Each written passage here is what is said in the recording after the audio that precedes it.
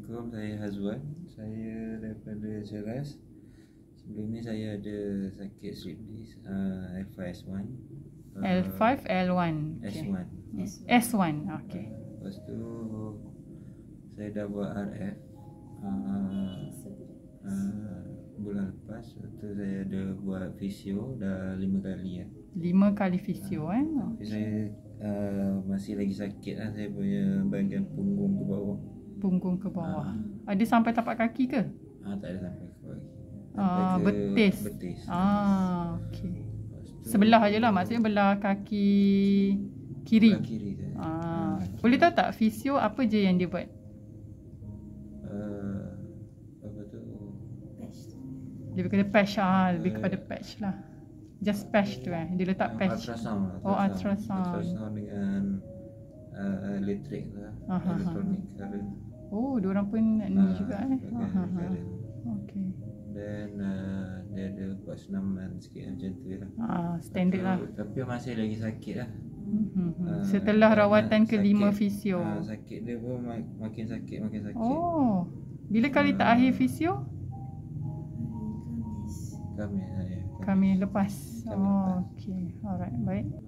Hari ni saya buat game treatment ni, leg care dengan hydrogen punya inhaler.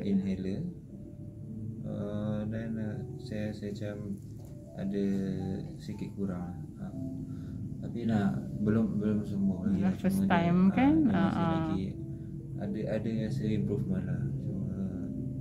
Okey lah, dia tak terlalu orang kata terkejut ke apa ke? Dia masih boleh, dah boleh duduk lama sikit ni. Okey lah. Kalau tak berapa lama boleh bertahan kalau duduk? 10 minit. Sejam dah sakit Sakit memang sakit. Lepas tu adakah kena terus baring ke macam mana? Relax, sandar dulu.